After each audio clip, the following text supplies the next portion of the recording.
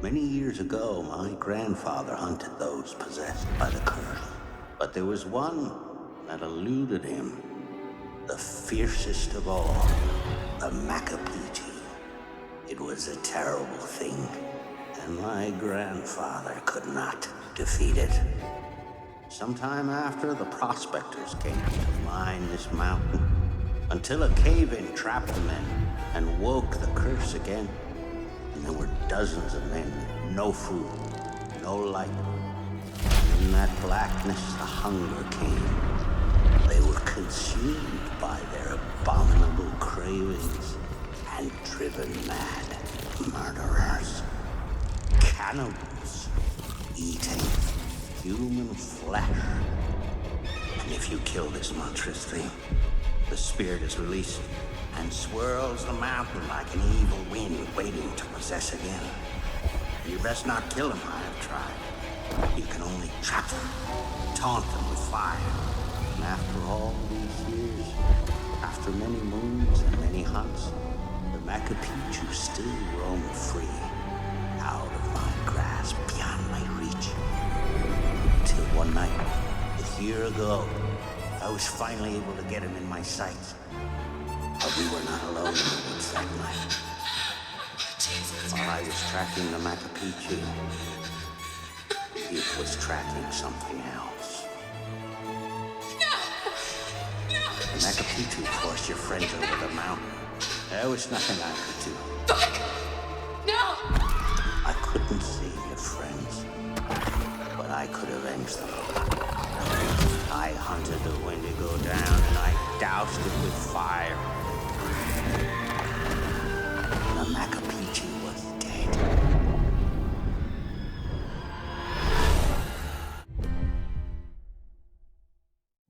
Hi, Larry. Hey, Graham. Hi, my name is Graham Resnick. I'm a filmmaker, writer, director, sound designer, and I started working with Larry Fessenden about 10, 15 years ago through my friend Ty West, who I grew up with, and have done a lot of sound design with on his films.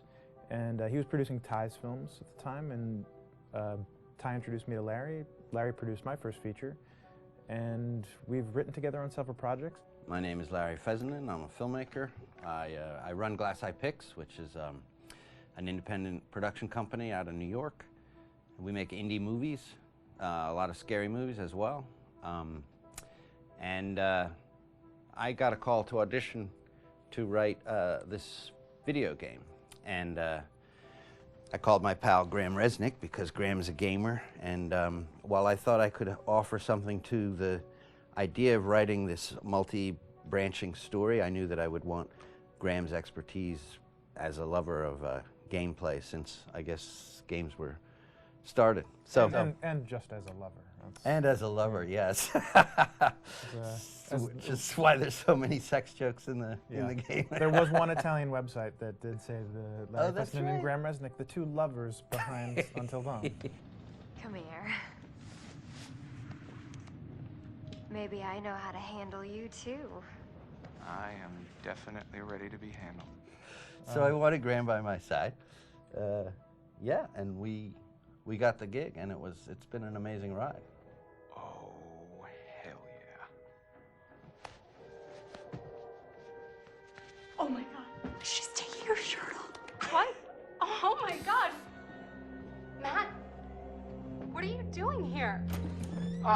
Hannah. I'm sorry, Hannah. Hey, This all don't got out of mind, hand, just but So in the game, the basic setup is that a year prior to the game's start, all these kids had gone up to a ski lodge that was owned by the parents of one of the kids, or a couple of the kids, and some of the teenagers played a prank on some of the other teenagers, and the terrible tragedy occurred when a few of them, two sisters, ran out into a blizzard, and were never seen from again.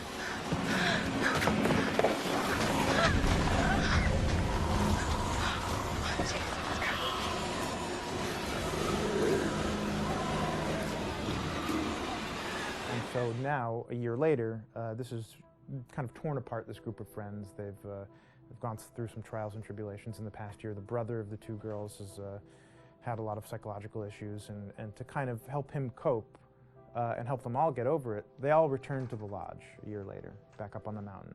And the idea is to get over it, but The healing does not begin. yeah. And these kids are all trying to find themselves. They've been through a trauma, but in general, they're just teenagers trying to figure out who they are. So they're all kind of falling into the patterns, the stereotypes, the characters they see on TV and in the movies. I think we were very interested in taking genre tropes and kind of making them sort of refresh them.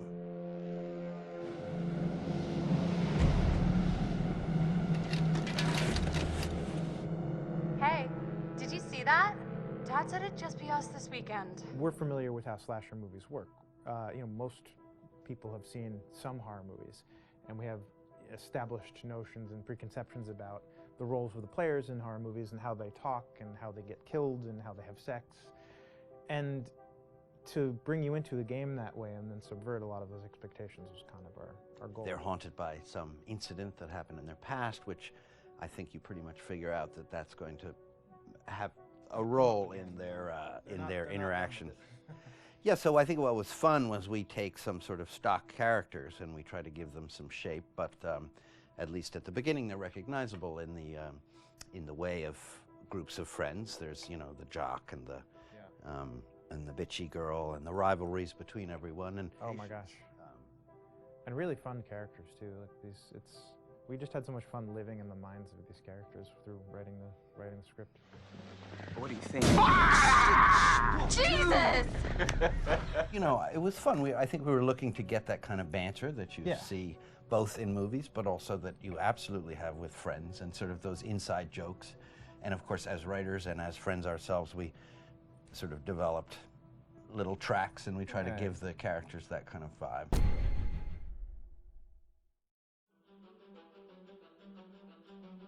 I am Hayden Panettiere, and we are here at the studio recording Until Dawn. My name is Rami Malek, and I played Josh. My name is Megan Martin. My name's Brett Dalton. My name is Antonella Lentini, and I played Hannah and Beth. My name is Jordan Fisher, and I play the character Matthew, Matt for short. I'm Nicole Bloom, and I play Emily in the game. My name is Noah Fleiss. I am Galadriel Steinman, and I play Ashley. So Until Dawn is the story of 8 teenagers who revisit this cabin in the woods about a year later after a really traumatic experience where I've lost 2 of my sisters, so coming to kind of get some closure in that respect. One of the things that Larry does really well is make these multi-layered characters, and I think for just the story in general, it follows the quintessential horror film plot lines, but the characters are so unique in themselves, and I think that's very cool. Oh, yeah, this was the right thing to do. What? Getting everyone together on the anniversary. I mean, Josh seemed really pumped about us all doing something, didn't he? Yeah, no, he definitely did. I haven't seen him so excited about something in forever. Good. Sam and I have a few things in common, such as being huge lovers of animals, and she's a huge animal lover. She's vegan. She is a pacifist. I'm not quite sure if I'm gonna go as far as saying that I'm a pacifist, but she's spunky and cool. I know that she, I think, is made fun of a little bit by the rest of them who think that her morals and her beliefs in that area are a little ridiculous and they don't agree with them, but she doesn't care. It doesn't stop her from being herself, and that's something that I hope I have in common with her. He definitely can be depressed at some times and a bit of a loner, but he takes some solace in one of his sister's friends, Sam, played by Hayden Panettiere, and invites everybody back to the same house the next year to kind of find some closure. Jessica she has a whole lot of personality. She is definitely the sort of mean girl character that, at school she knows she's pretty, she knows that boys like her, and she's gonna use it to her advantage. He's got a big heart, and you can tell that that's very evident, especially how he treats his girlfriend, Emily, and he's kind of a meathead, but in the best way possible. She really knows what she wants, and she manages to get that from whomever it is, whether it be Matt or Mike. You know, she's really driven, and I can definitely relate to that. My character is Chris, and he is what society might consider the nerd of the group, and he kind of embraces it. Ashley she's a little more serious than some of the other girls. She's definitely very intelligent and thoughtful. She kind of looks at the whole big picture of things. She's not quite as geeky as Chris, but they connect in a lot of ways. Mike is like big guy on campus. He's the class president who has some charm and has a brain, and I don't know, people seem to like Mike. He gets away with a lot though. He can be kind of jerky. The fact that he really just kind of wants everyone to be happy, and he's a people pleaser, and I can definitely attest to being, you know, that guy. I'm always the friend that wants everybody to be happy and wants everybody to be taken care of, and that's definitely Matt. But also, like, this character is just so fun. I rarely get to play the bitch, and so it was really fun to do that. The spirit of things, seriously, what's wrong with you? I'm just trying to lighten the mood, Em. Don't be like that. Like what?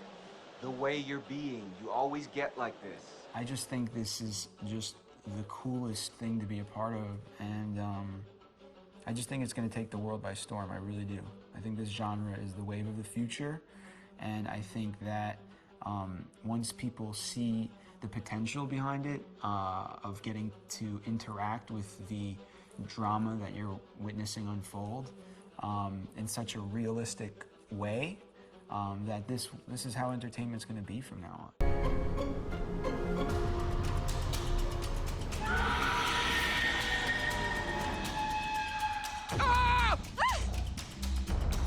I love experimental sounds because I love to be surprised by what I hear. I wait for the moment where I can go, what the hell is that sound? I've never heard that before. I mean, that's the real spark for me as a composer. I think Mark's probably the best person to talk about the apprehension engine and all of the bits and pieces that it's got going on. That it's a horrendous sounding, but also awesome sounding bit of mechanical machinery, which is really cool. And some of that's been used in the score to create those really intense and horrible screeching moments, which are perfectly illustrated using that engine. I got together with a friend of mine. We put our heads together and designed this box that would contain some of the techniques that I've always experimented with. I've spent a lot of time experimenting with EBOs, but doing it in sort of really strange ways. We just have basically one string for the EBO. I really, press it against the pickup and get it to squeal and make very, very aggressive and rude noises. We have 3 strings for the hurdy-gurdy, and I play it with my fingers. And then we have some steel rulers poking out the front, and I use a glass bottleneck slide, and I would use, this is sounding pretty crazy, but I use a nyckelharpa, which is a short little bow, and I'll bow the rulers, giving them a shrieking sound. And then off to the back of it, I have these long steel rods. I call them the wacka-wacka rods. So when you flip them up and let them go, they just go wacka, wacka, wacka, wacka, wacka, wacka, wacka, wacka, wacka, sort of forever. Or you can bow them.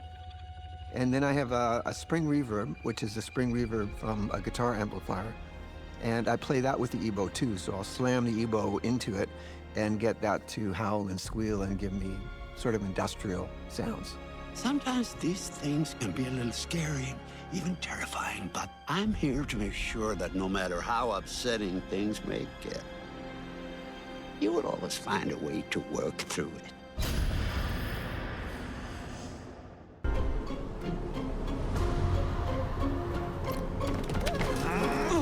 It was really exciting when we found out that we were going to be working on Until Dawn again. And it was a really exciting opportunity to revisit the music for the game. The original score by Jason Graves really brought the game to life, and we were keen to elevate and enhance on the foundations that he'd laid.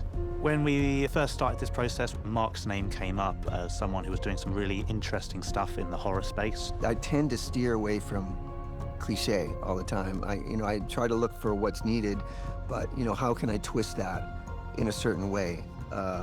to make it hopefully something that you haven't heard a million times before. He'd done some great work in films like The Lighthouse and The Witch. He found like elements from those film worlds that really picked out interesting things from the narrative, and we were keen on doing something very similar in Until Dawn.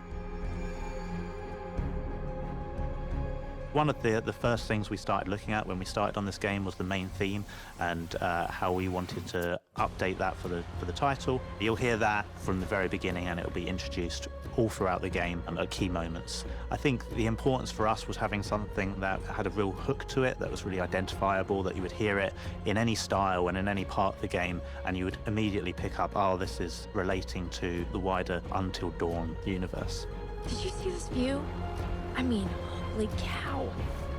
Each environment, we really wanted to create its own musical character that would go with it.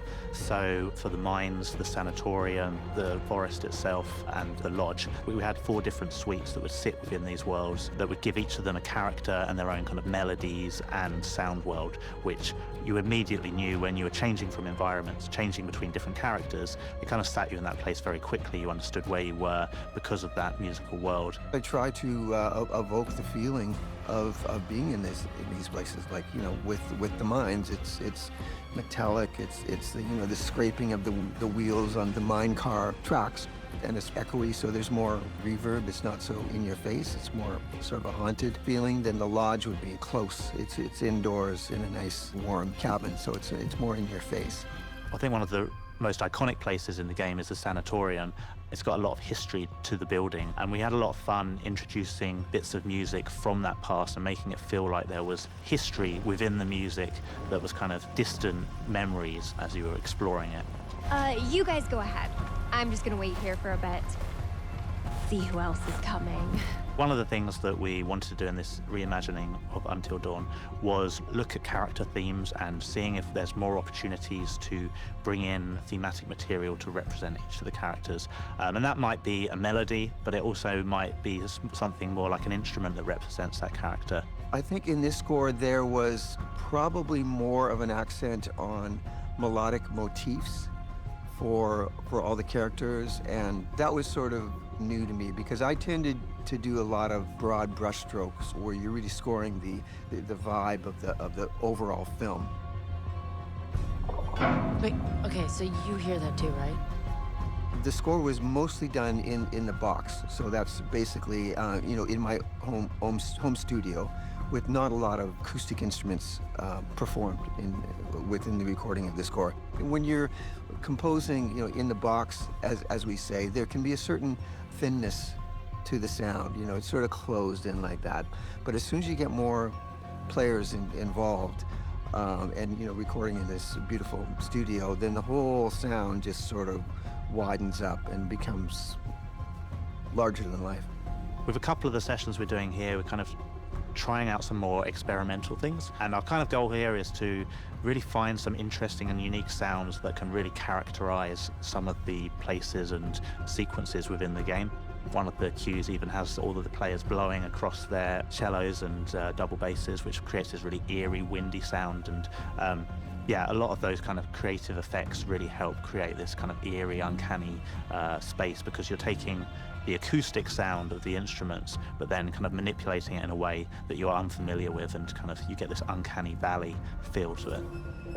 We've got a percussionist coming in who's basically bringing a truckload of interesting and fun sounds, including squeaky hinges and other bizarre contraptions that we're going to be playing around with to make kind of interesting and unique sounds. We set out to create something that was very different from the original and to help score the environment, score the characters, and create a little bit more of an overarching thematic experience for the game. And I think that we've achieved that. Both Joe and James were just a pleasure to work with. I mean, the team worked together just like the meshes in a gear. It's just been wonderful. It was amazing to be able to reimagine the score and go on this new journey with it. I'm really excited with how it's come out, and I hope the audience enjoy it as well. This was all very, very new to me, but very, very exciting. You know, you got to shake up your world now and then.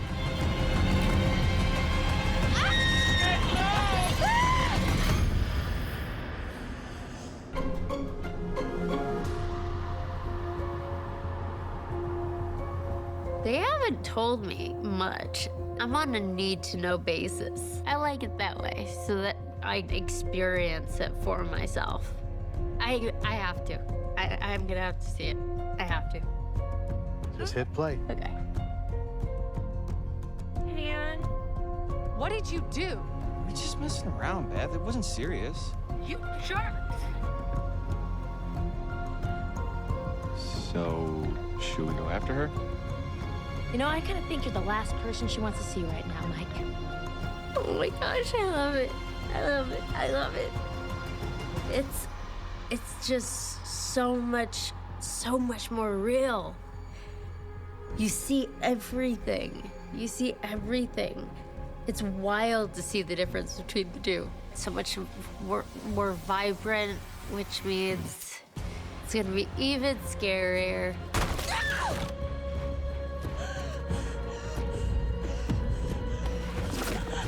What is that? Damn it! I definitely would draw parallels between myself and Sam. I feel like I try to bring parts of myself into every character, no matter what it is. It's not real if you're not bringing parts of yourself that are just innate. I think I would make the same decisions, some of the same decisions as Sam does. This is so fun. It was fun to come back. It was exciting to come back, exciting to revisit things.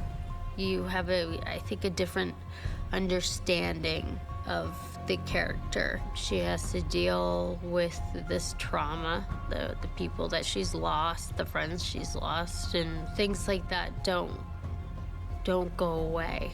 They stay with you.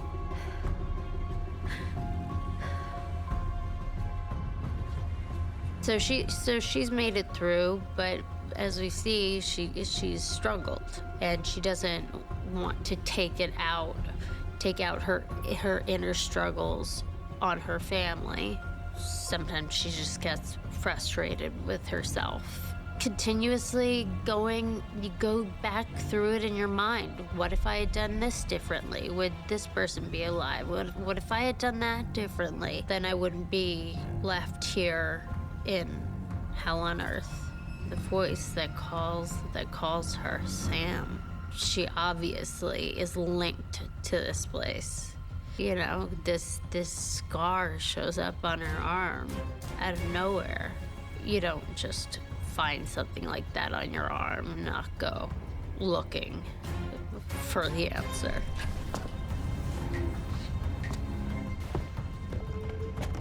Wow. What is that?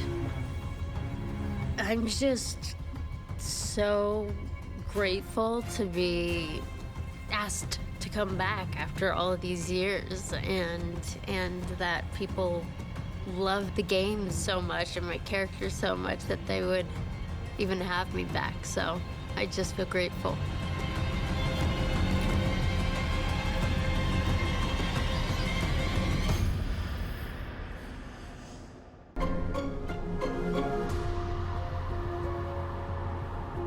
I'm Hayden Panettiere. I play the role of Sam. It's been a long time, 8 years.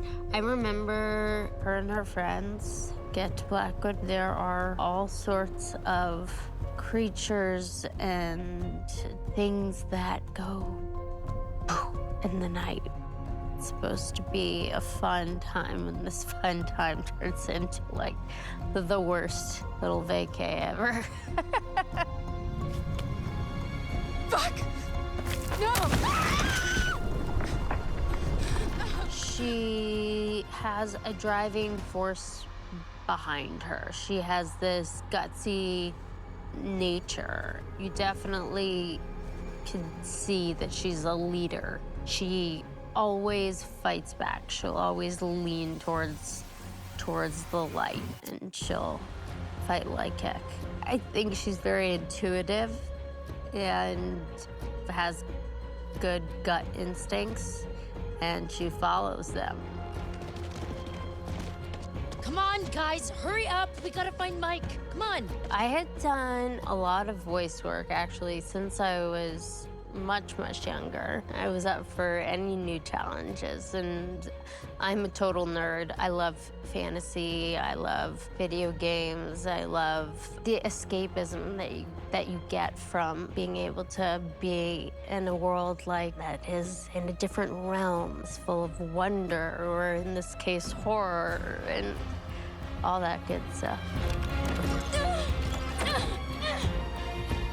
It's all about imagination. You're looking at a tennis ball on a C-stand. They're saying that's like a creature coming at you, or it's a ceiling fan, or it's a whatever. It's just about imagining as much as you can in your mind, visualizing how you would react if that were to happen in real life.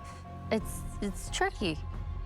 The jump scares, I don't like being startled in like day-to-day life, but when I'm watching a horror film, I want those jump scares for sure. Outwitting the audience, doing the unexpected, just the unpredictable nature of it.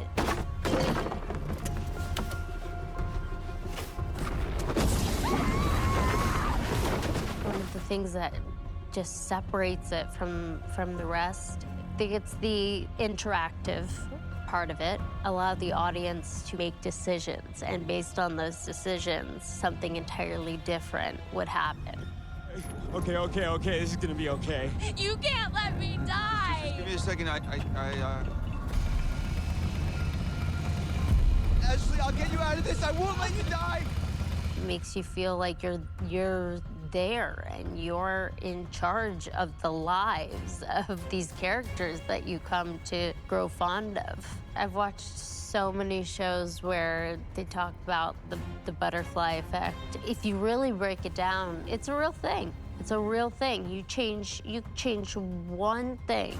You pull one little thread from the blanket and it becomes a different pattern. Until Dawn has been around for years and years now, and I think people love it. And the fact that they, are going further with it says that there's a want for it.